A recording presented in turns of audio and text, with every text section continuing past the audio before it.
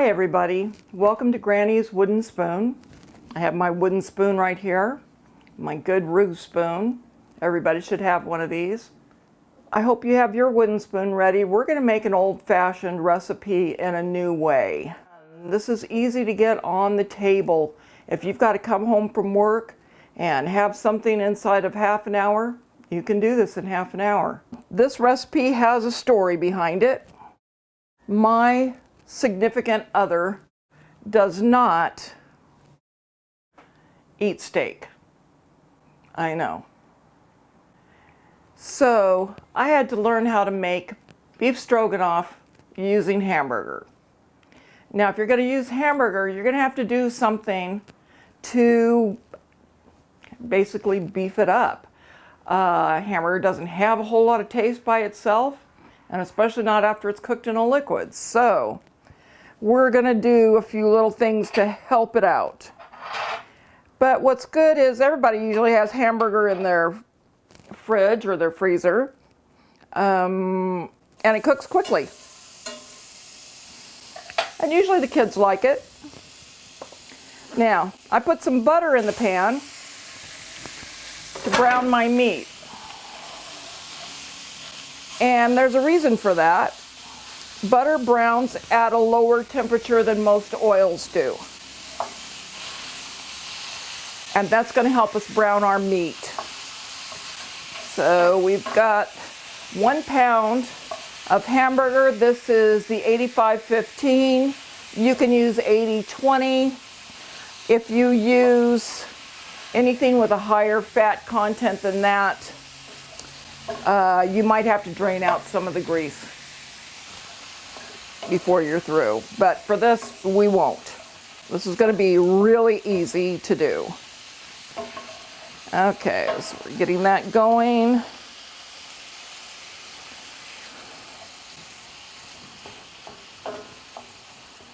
I already have my noodles cooked. You're using just regular egg noodles.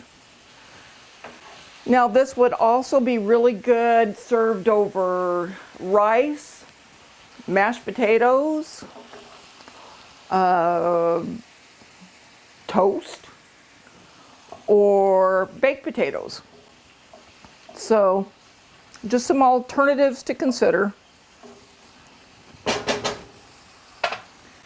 I'm going to go ahead and add my onions. This is sliced onions, about 3/4 of a fairly good sized onion.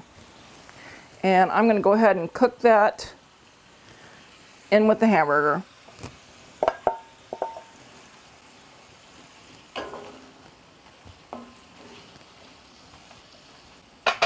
Now I'm using a 12-inch cast iron skillet.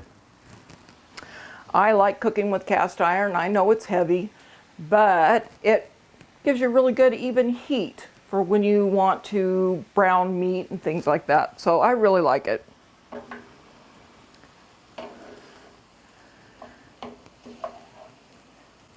And if you've seasoned it properly, it really is non-stick, just as good as any, coated cookware you could find. Okay, one of the other things I'm going to do that might be a little different, I'm going to put in 1/4 cup of flour. And I'm going to stir it in with our meat and onions and use it to help create a little bit of a roux. This is going to help make our gravy.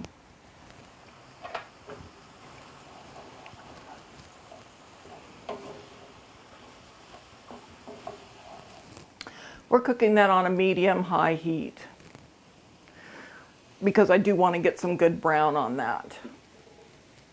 So it's got to let it cook for a little bit. You want your onions to be almost translucent.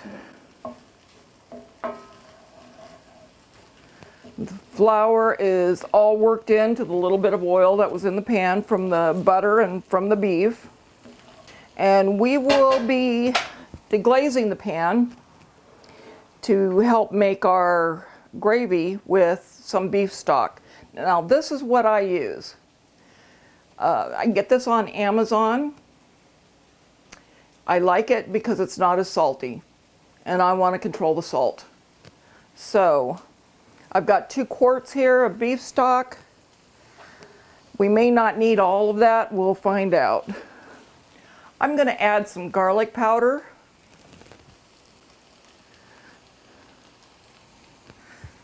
About 1/4 teaspoon. If you like a lot of garlic, you know, add more. Okay. You can see on the bottom of the pan, I'm starting to get what's called a fond, and it's browning. And that's going to be a lot of flavor for this beef stroganoff, and that is what we want. So in we go. Now I'm using canned mushrooms because I didn't have any fresh, but you could use fresh, you can use canned, you know, whatever's in your cupboard.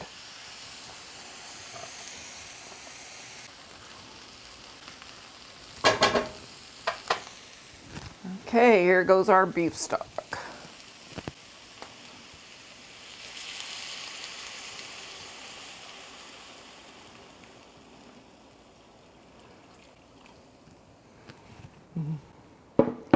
Okay, that looks like about 1.5 to 1 3/4 quarts of beef stock.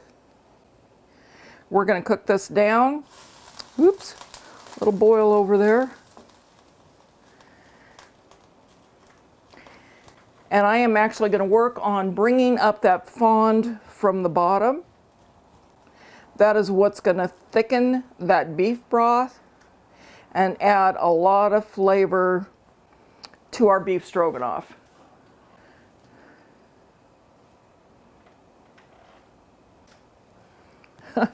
That's where a good roux spoon comes in handy. As you see, it's got your spoon shape, but it's got that squared off edge at the top there. That helps you scrape up the bottom of the pan. And those round sides help you get all the way around.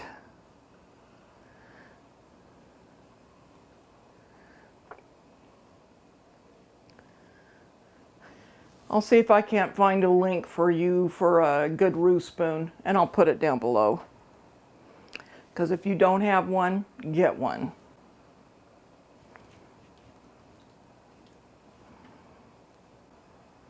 Now, I haven't tried making this with ground turkey, but I don't know why you couldn't. Or how about with like a nice spicy Italian sausage? That would probably be good too.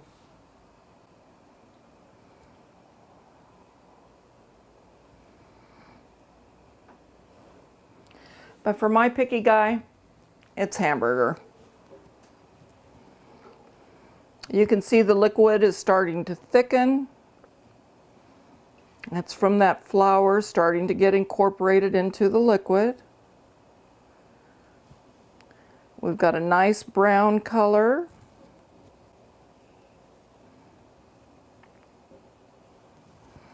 Now, because I'm using flour as a thickener, it's not really going to get very thick until the liquid starts to simmer.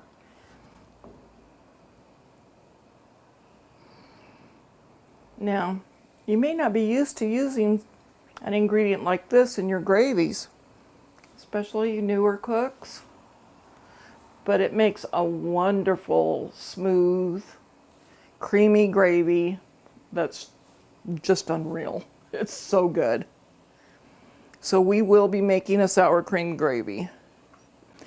And I have a little bit of a surprise ingredient for you.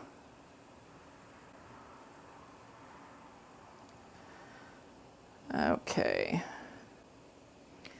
Now we've got a good simmer going. It's starting to thicken. We're going to let that reduce a little bit. Then we're going to test it for our spices, because we haven't added any salt yet. The only thing we've used is the beef broth, and that's the only salt. Okay, let's turn the heat down to a simmer now. On my stove, that's on low.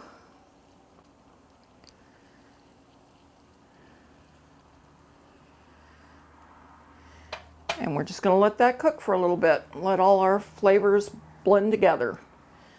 You want to give this a stir every once in a while because you don't want anything to settle to the bottom of the pan and burn or scorch. Every few minutes, come over and give it a little stir.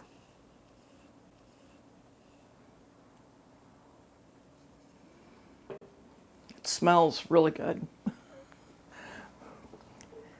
And it's making me really hungry.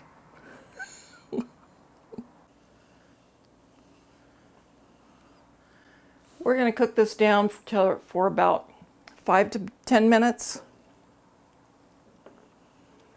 until it's the thickness that we want. And we don't add the sour cream until this is where we want it. Because once you've added the sour cream to it, you don't want to boil it. It will cause the cream to curdle and separate, and that is not a pretty sight. So we just stir the sour cream into the hot gravy when it's ready. I hope you try this recipe. I think you'll like it. You'll find out how easy it is to make, and your family likes it. I mean, what's not to like? It's meat and gravy and noodles. It's a winning combination no matter how you do it. Okay, it's time to taste for spices. Let's see how we're doing.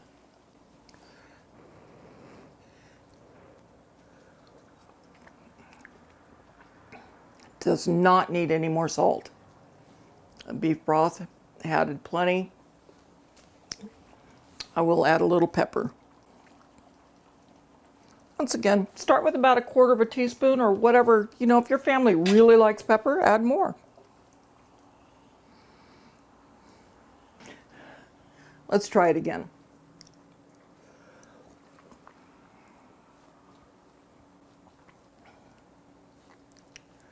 You need to try this. We're turning the heat off. 1/2 cup.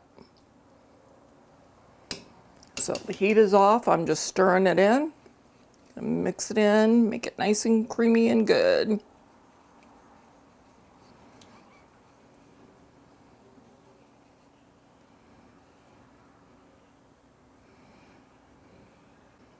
Okay, we're going to try it again.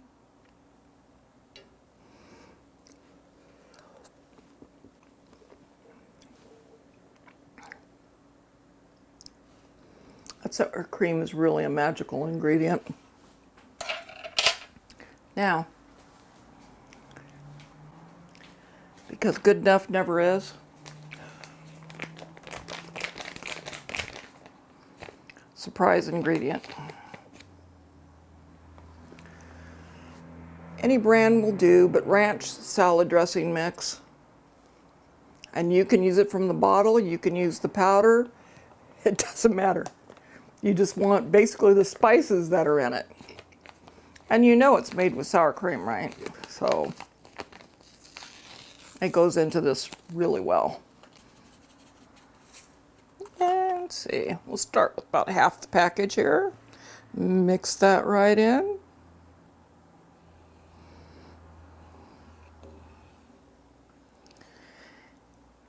And if you don't tell anybody, they will never know what you did to make it taste so good. My happy job, I get to taste it again.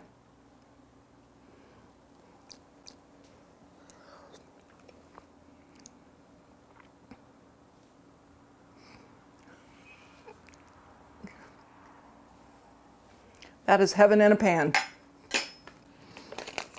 So, half the package did the trick perfectly. So we won't add any more than that. Now, it's time to serve it. And get my taste tester over here to try it. And I also made some steamed carrots to go along with this. Little butter, salt, and pepper. Nice bright color, looks good.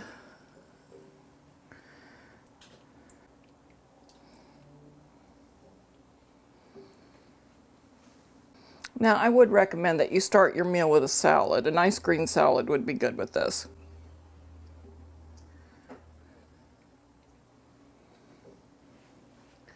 All right, taste tester. we go.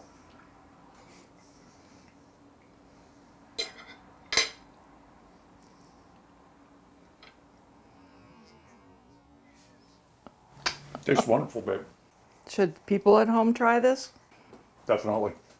Okay, you can take your plate and go. Oh, I'm Your done. work is done. Your family's gonna love it.